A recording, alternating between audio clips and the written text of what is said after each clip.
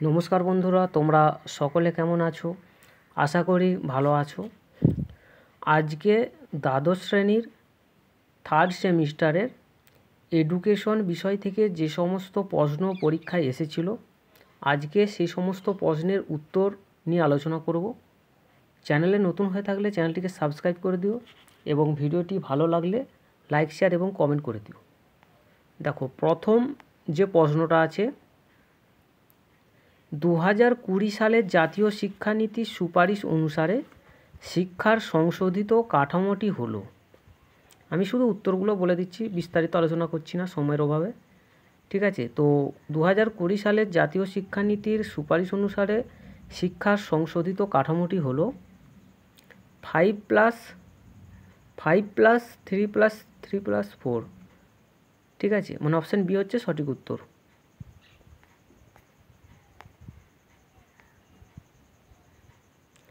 Diet প্রতিষ্ঠার সুপারিশ করা হয়েছিল 1986 সালের জাতীয় শিক্ষানীতিতে।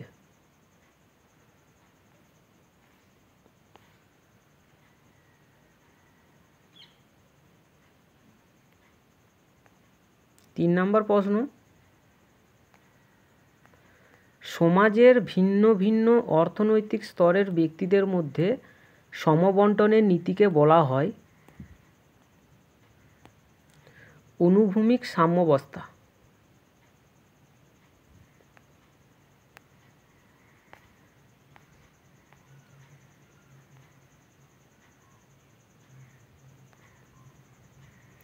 চার নম্বর প্রশ্ন, নিচের স্তম্ভ দুটি মিলিয়ে সঠিক বিকল্পটি বেছে নাও।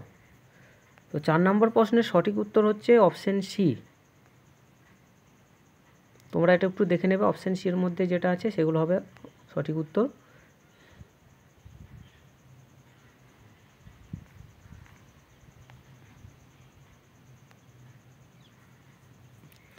EWS শ্রেণীর অন্তর্ভুক্ত হওয়ার জন্য একটি শর্ত হলো পরিবারের বার্ষিক আয়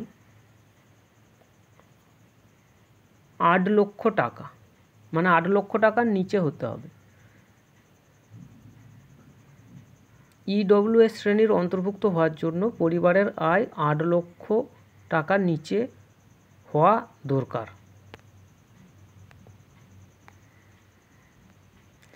ল্যাবরেটরি স্কুল প্রতিষ্ঠা করেন জন ডিউ।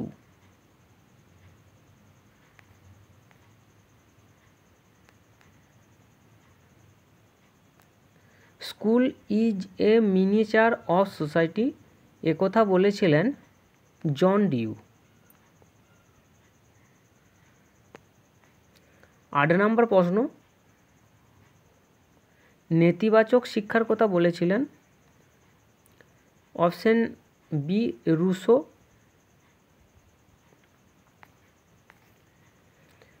9 নম্বর প্রশ্ন, নিচের স্তম্ভ দুটি মিলিয়ে সঠিক বিকল্পটি বেছে নাও। তো 9 নম্বর প্রশ্নের সঠিক উত্তর হচ্ছে অপশন বি।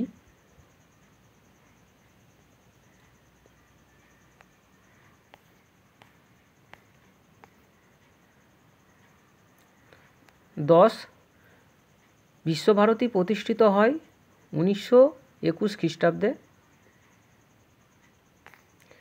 11 নম্বর কোশ্চেন, স্বাধীন ভারতের প্রথম শিক্ষা কমিশন হলো রাধাকৃষ্ণান কমিশন।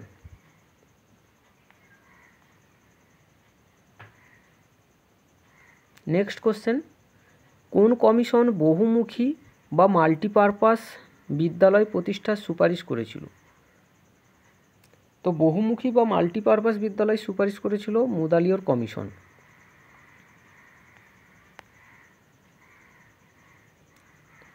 ত্রিভাষা সূত্রের কথা প্রথম কোন কমিশন উল্লেখ করেছিল? তো এখানে রাধাকৃষ্ণন কমিশন কিন্তু ত্রিভাষা সূত্রের কথা প্রথম উল্লেখ করেছিল। যেহেতু এখানে অপশানটা দেওয়া নেই, তাহলে 13 নম্বর প্রশ্নের সঠিক উত্তর হচ্ছে কোঠারি কমিশন। এটা বেশিরভাগ ক্ষেত্রেই ব্যবহৃত হয়, ত্রিভাষা সূত্রের কথা বললে কোঠারি কমিশনেরটা কি বেশি ব্যবহৃত হয়।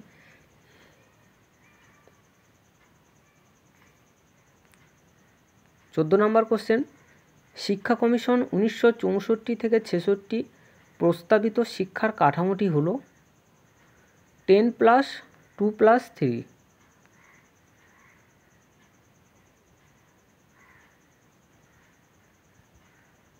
15 নম্বর কোশ্চেন, অপারেশন ব্ল্যাকবোর্ড কার সাথে সংযুক্ত? প্রাথমিক শিক্ষার সাথে সংযুক্ত। 16 নম্বর কোশ্চেন, মাতৃভাষায় মাতৃদুগ্ধ একথা কে বলেছেন? রবীন্দ্রনাথ ঠাকুর বলেছেন। 17 নম্বর কোশ্চেন, নয়তালিম শিক্ষা প্রবর্তন করেন মহাত্মা গান্ধী। 18, নিম্নলিখিত কোনটি রবীন্দ্রনাথ ঠাকুর রচিত নয়? তো রবীন্দ্রনাথ ঠাকুর রচিত নয় ভারত পথিক।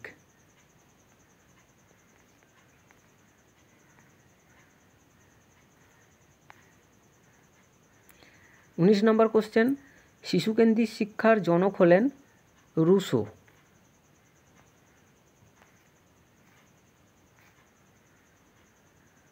20 নম্বর প্রশ্ন, 20 নম্বর প্রশ্ন হচ্ছে, education is the manifestation of perfection already in man, একথা কে বলেছেন? তো একথা বলেছেন স্বামী বিবেকানন্দ। 21 নম্বর প্রশ্ন, আরটিই অ্যাক্ট কার্যকরী হয় 2010 সালে। ইতিবাচক মনোবিজ্ঞানের জনক ছিলেন মার্টিন সেলিগম্যান।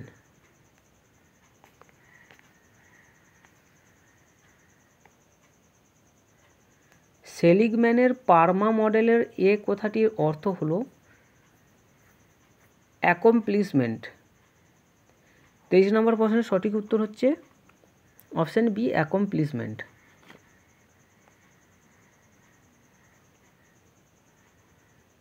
24 নম্বর প্রশ্ন, নিচের কোনটি ইতিবাচক ব্যক্তির বৈশিষ্ট্য?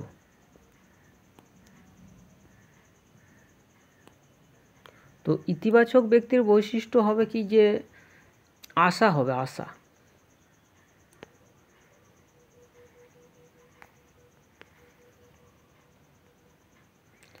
নিচের কোন বিষয়টি ওয়েল বিইং এর উপাদান নয়? তো ওয়েল বিইং এর উপাদান হলো কি কি না, দৃঢ় সামাজিক যোগাযোগ, নিয়মিত শরীরচর্চা, আর্থিক নিরাপত্তা, এগুলো ওয়েল বিইং এর উপাদান। কিন্তু উপাদান নয় হচ্ছে ক্রমাগত ভয় ও উদ্বেগ। তো 25 নম্বর প্রশ্নের সঠিক উত্তর হচ্ছে অপশান ডি।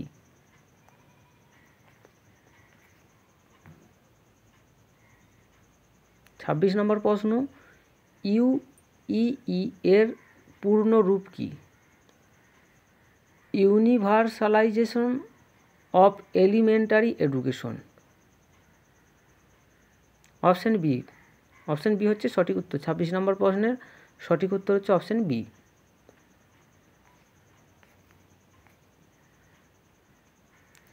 ডেলোর্স কমিশন গঠন করেছিলেন ইউনেস্কো। 28 নম্বর প্রশ্ন, নিচের কোনটি ডেলোর্স রিপোর্টের 4টি স্তম্ভের অন্তর্ভুক্ত নয়? তো 4টি স্তম্ভের অন্তর্ভুক্ত নয় হচ্ছে সুস্বাস্থ্যের জন্য শিক্ষণ, সুস্বাস্থ্যের জন্য শিখন।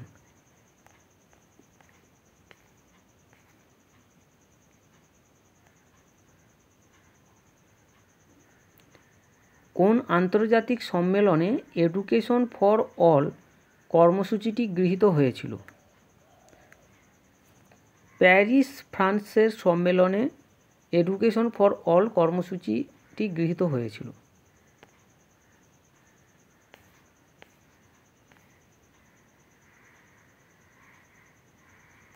ডেলোর্স কমিশনের প্রতিবেদনটির নাম হলো, 30 নম্বর প্রশ্ন, ডেলোর্স কমিশনের প্রতিবেদনটির নাম হলো শিখন একটি অন্তর্নিহিত সম্পদ, লার্নিং দ্য ট্রেজার উইদিন।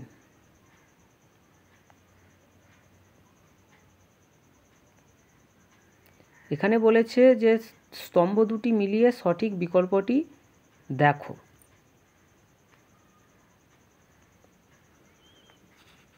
তো 31 নম্বর প্রশ্নের সঠিক উত্তর হচ্ছে অপশান বি।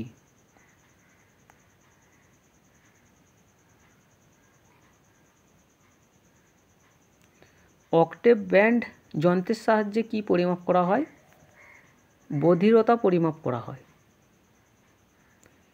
নিম্নলিখিত কোন বিষয়টি দৃষ্টিহীনদের শিক্ষার ক্ষেত্রে প্রয়োজনীয় নয়?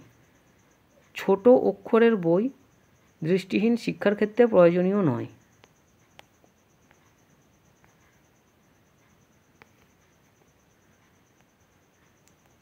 নিম্নলিখিত কোন বিষয়টি অন্তর্ভুক্তিমূলক শিক্ষার মূল নীতির মধ্যে পড়ে না?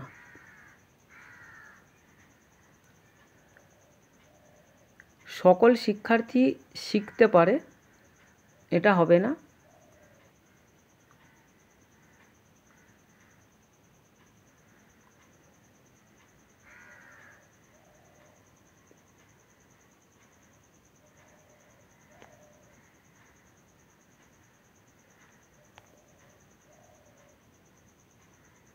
নিচের কোনটি অটিজমের বৈশিষ্ট্য নয়? তো অটিজম কাকে বলে? যেসব ব্যক্তি তার পারিপার্শ্বিক জনসাধারণ এমনকি মা বাবা পরিবারের লোকজনের সাথে ভাবের আদান প্রদান করতে পারে না। তো এটা হচ্ছে বিকাশমূলক অক্ষমতা। তো অটিজমের বৈশিষ্ট্য নয় হচ্ছে আত্মনিয়ন্ত্রণের অসুবিধা।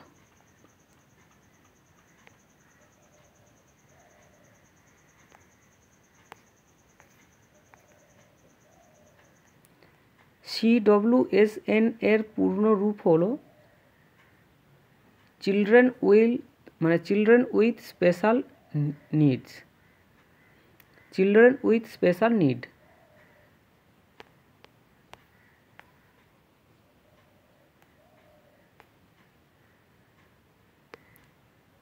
লেখার ক্ষেত্রে স্টাইলাসের সাহায্য নেওয়া হয় দৃষ্টিহীন শিশুরা।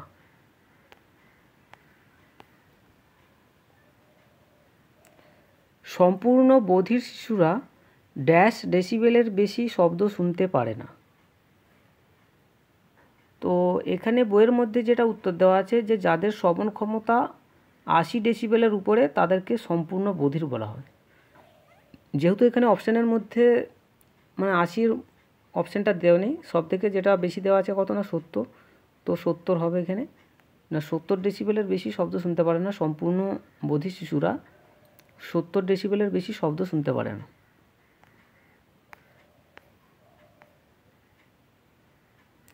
শিখন অক্ষমতা শব্দটির জনক হলেন স্যামুয়েল কার্ক। 40 নম্বর প্রশ্ন এবং শেষ প্রশ্ন। ভারতে মূক ও বধির শিক্ষার্থীদের জন্য বিদ্যালয় কোথায় চালু হয়? না ভারতে মূক ও বধির শিক্ষার্থীদের জন্য বিদ্যালয় চালু হয় বোম্বাইতে।